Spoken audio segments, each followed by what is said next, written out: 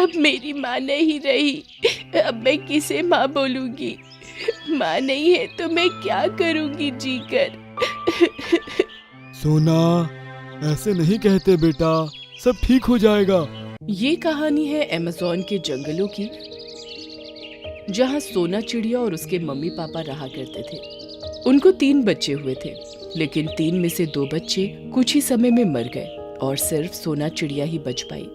उन्होंने अपने बच्चे का नाम सोना रखा क्योंकि वो उनके लिए बहुत मायने रखती थी और वो अपना सारा प्यार सिर्फ अपनी उस बच्ची को देना चाहते थे। सोना बेटा, उठकर खाना खा लो, बहुत समय हो गया है। हाँ माँ, अभी उठती हूँ। तुम उठकर खाना खा लेना, मैं थोड़ा काम कर रही हूँ, नीचे वाली डाली पर ही हूँ। किसी चीज की जरूरत हो तो आवाज लगा लेना। जी माँ, मुझे किसी चीज की जरूरत पड़ेगी तो मैं आपको बुला लूंगी। सोना की माँ काम करने चली गई। सोना की माँ उससे बहुत प्यार करती थी, लेकिन सोना के पिता थोड़े अजीब ही थे। वो सारा दिन बाहर रहते थे, जब उसका मन करता था तभी घर आते थे। एक बार सोना की माँ सोना को घर पर छोड़कर कुछ दाना लेने चली गई। तभी आते समय तेज आंधी चली और वो एक पेड़ से जाकर टकरा गई और उसका एक तरफ का पंख टूट गया और वहां से खून निकलने लगा। फिर उसकी माँ जैसे तैसे करके सोना के पास पहुंची। माँ, ये क्या हुआ? इतना खून क्यों बह रहा है? आपको क्या हुआ है? बोलो ना माँ। बेटा, कुछ नहीं हुआ है, थोड़ी सी चोट लगी है, ये जल्दी ही ठीक हो जाएगा। तू खाना खा ले, आज तूने सुबह से कुछ नहीं खाया। मैं नटखटी बंदर को बुलाती हूँ, वो तुझे खाना खाने में मदद करेगी। सोना की माँ नटखटी बंदर को देखती है और इशारा करके बुलाती है। नटखटी बंदर, तुम सोना को खाना खिला दो और मेरे लिए कुछ दवाइयाँ ले आओ। अरे बहन, ये क्या हुआ? तुम्हारे पंखों से तो बहुत खून बह रहा है, मैं अभी दवाइयाँ लेकर आता हूँ। नटखटी बंदर दवाइयाँ लेकर आता है और इतने में आकर देखता है कि सोना रो रही थी और उसकी माँ की आंखें हमेशा हमेशा के लिए बंद हो जाती हैं। अब मेरी माँ नहीं रही, अब मैं किसे माँ बोलूंगी? माँ नहीं है तो मैं क्या करूंगी जीकर?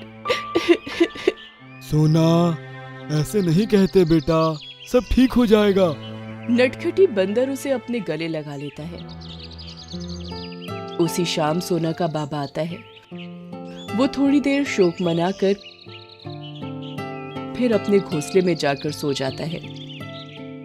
अगले दिन वो सुबह फिर बाहर चला जाता है और शाम को सोना के लिए नई माँ ले आता है। सोना, ये तेरी नई मम्मी है, अब इन्हें मम्मी कहना। जी बाबा। और सोना का बाबा हर बार की तरह घर से सुबह चला जाता था और जब मन करता था तभी घर आता था। और सोना की नई मम्मी ने रंग दिखाने शुरू कर दिए। पूरे दिन घर में पड़ी रहती है, जाकर घोंसले की सफाई कर और मेरे पैर दबा कर। जी मम्मी, अभी करती हूँ। सोना की नई मम्मी अपने साथ एक बेटी को भी लाई थी जिसका नाम सुंदरी था। वो उसको कुछ काम नहीं करने देती थी और सोना से ही सारे काम कराती थी। सोना कभी कभी अपनी मम्मी को याद कर बहुत रोती थी। मम्मी, तुम क्यों चली गई मुझे छोड़कर? नई मम्मी जब से आई है बस परेशान ही करती हैं, घर का सारा काम मुझसे ही करवाती हैं और अपनी बेटी को राजकुमारियों की तरह रखती हैं। एक दिन सुंदरी कहीं बाहर उड़ने जाती है और वहां पर उसे 3-4 कबूतर घेर लेते हैं और उसे परेशान करना शुरू कर देते हैं। उसी रास्ते में सोना घोंसले के लिए डंडी लेने जा रही होती है। वो उसे देख लेती है। अरे सुंदरी, तुम यहाँ क्या कर रही हो? सोना, मुझे बचाओ, इन सब ने मुझे घेर लिया है। सोना उन सबको डरा धमका कर सुंदरी को वहां से छुड़ा कर ले आती है। ये सारी बात सुंदरी आकर घर में अपनी माँ को बताती है। माँ, आज सोना ने मेरी जान बचाई और अगर वो नहीं होती तो आज मुझे वो कबूतर मार ही देते। नई माँ ये बात सुनकर बहुत शर्मिंदा होती है कि इतने अत्याचार करने के बाद भी सोना ने उसकी लड़की को बचाया।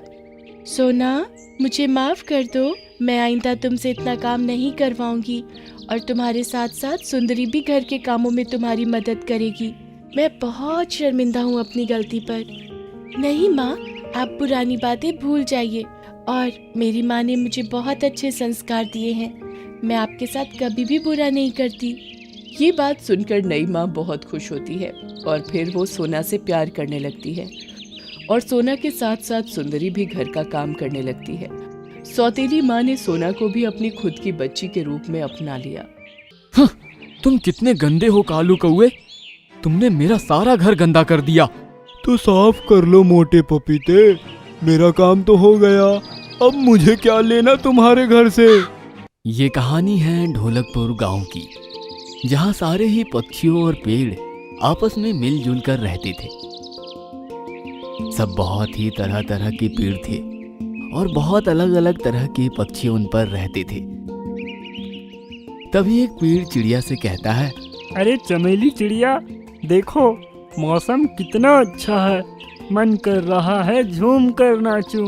तो नाच लो, पर तुम तो नाच भी नहीं सकते, तुम्हारे पैर ही जमीन के अंदर हैं। टीटू पेड़ तेज से सर हिलाता है और चमेली को नीचे गिरा देता है। लो, मैं तो नाच लिया, तुम गिर गई ना। तो पागल है, गंदा पेड़ कहीं का। वहाँ सब ऐसे ही हंसी ठिठोली करते थे। वहीं एक पपीते का भी इलाका था, जहाँ सारे पपीते और चिड़िया रहते थे। सब बहुत खुशी खुशी रहते थे। वहाँ एक मोटे पपीते का भी घर था, जो सभी पक्षियों की मदद करता था। किसी भी पक्षी को कभी भी रहने की जरूरत पड़ती थी तो वो मोटे पपीते के घर को इस्तेमाल कर लेता था। मोटा पपीता बहुत ही अच्छा था और सब जरूरतमंद पक्षियों की मदद करता था। फिर एक दिन कौवा उससे कहता है, अरे मोटे पपीते, मेरे घर पर कुछ मेहमान आ रहे हैं, तो मैं उन्हें यहाँ लेकर आ जाऊं? बस थोड़े दिन की बात है, प्लीज तुम अपना घर मुझे किराए पर दे दो। हाँ चलो ले लो, पर मेरे घर के अंदर कोई गंदगी मत करना। पपीता उसे अपना घर थोड़े दिन के लिए दे देता है। फिर कालू कौवे के मेहमान आकर चले जाते हैं और उसके मेहमान घर के अंदर इतनी गंदगी मचा कर जाते हैं कि मोटे पपीते को बहुत गुस्सा आ जाता है। तुम कितने गंदे हो कालू कौवे, तुमने मेरा सारा घर गंदा कर दिया। तो साफ कर लो मोटे पपीते, मेरा काम तो हो गया, अब मुझे क्या लेना तुम्हारे घर से। मोटा पपीता ये बात सुनकर रूठ जाता है। फिर कुछ समय बाद बारिश का समय आ जाता है। सब लोगों ने अपना अपना घर बना लिया था। बस कालू कौवा और चमेली चिड़िया ही बिना घर के थे। चमेली बेचारी मेहनत कर रही थी, पर उसे घर बनाने के लिए कुछ चीजें नहीं मिल रही थी। पर चमेली चिड़िया बहुत अच्छी थी। पपीते भैया, मैं तुम्हारे घर में रह लूं? अब बहुत बारिश का मौसम है और मेरे बच्चे भी भीग रहे हैं। हाँ चमेली बहन रह लो, पर तुम गंदा मत करना। पहले कालू कौवा रहकर गया था और उसने मेरा घर बहुत गंदा कर दिया था। फिर कुछ समय बाद कौवा बारिश में बहुत भीग जाता है और उसे ठंड भी लगती है। फिर वो मोटे पपीते के पास ही आता है। पपीते भाई, मुझे भी अपने घर के अंदर घुसा लो, मैं ठंड से मर रहा हूँ। नहीं कालू कौवे, मेरे घर के अंदर जगह नहीं है तुम जैसे गंदे लोगों के लिए, और यहाँ वैसे भी चमेली और उसके बच्चे रह रहे हैं, तो तुम्हें अंदर जगह नहीं मिलेगी। कालू कौवा ये बात सुनकर चला जाता है। फिर बारिश का समय बंद हो जाता है और सब पक्षी अपनी अपनी जगह वापस चले जाते हैं और मौसम भी बहुत साफ हो जाता है। कुछ समय बाद जंगल में दो खतरनाक बाज आ जाते हैं, जो सबको खाते हैं और पेड़ों की फसल भी खराब कर देते हैं। उन्होंने बहुत पक्षियों को अपना शिकार बना लिया था। अब वो मोटे पपीते की फसल खराब करने आ ही रहे थे। मोटे पपीते, तू कहाँ बचेगा? तेरी भी तो फसल खराब होगी, फिर तू कैसे जिंदा रहेगा? नहीं भाई, मुझे मत मारो, तुम मेरी फसल मत खराब करो। मैं तो यहाँ सभी पक्षियों को रहने के लिए घर देता हूँ। अगर मैं चला गया तो बहुत पक्षियाँ बेघर हो जाएंगे। तो हमें उससे क्या करना? हमें तो फसल खराब करने से मतलब है। हम यहाँ सारे जंगल को उजाड़ देंगे और सारे पक्षियों को मार देंगे। वहीं पीछे से चमेली उड़कर आती है और वो देखती है कि खतरनाक बाज मोटे पपीते को परेशान कर रहा है। वो फटाफट वहीं जाती है। ए खतरनाक बाज, मोटे पपीते अंकल से दूर हटो। तुम उन्हें परेशान नहीं कर सकते, और अगर तुम इन्हें परेशान करोगे तो तुम्हें मुझसे लड़ना होगा। अरे चिड़िया, तू मेरा क्या बिगाड़ सकेगी? मैं तो ये फसल खराब ही करूँगा। तो आजा मुकाबले में। चिड़िया और बाज दोनों की लड़ाई बढ़ने लगती है। तभी चमेली चिड़िया बाज को जंगल के दूसरे हिस्से में ले जाती है, जहाँ शिकारियों ने जाल बिछाया हुआ था। बाज चमेली चिड़िया के पीछे पीछे उसे पकड़ने के लिए उड़ता है। फिर चमेली चिड़िया जाल के पास पहुंच जाती है और वहां से अचानक दूसरी तरफ मुड़ जाती है। बाज की रफ्तार तेज होने के कारण वो दूसरी तरफ उड़ नहीं पाता और जाल में फंस जाता है। फिर शिकारी बाज को अपने साथ ले जाते हैं और फिर चमेली चिड़िया वापस मोटे पपीते के पास चली जाती है। चमेली, तुम्हारा बहुत बहुत धन्यवाद। तुम बहुत ही अच्छी हो। तुमने अपनी जान पर खेलकर मेरी जान बचाई। कोई नहीं मोटे पपीते चाचू, आपको कोई भी जरूरत हो तो मुझसे बताना। तुम्हें ऐसे कोई परेशान नहीं कर सकता। और चमेली, अगर तुम्हें कोई भी दिक्कत हो तो मुझे बताना। मैं तुम्हारी सारी परेशानी खत्म कर दूंगा। नहीं, मुझे कोई दिक्कत नहीं है मोटे पपीते अंकल।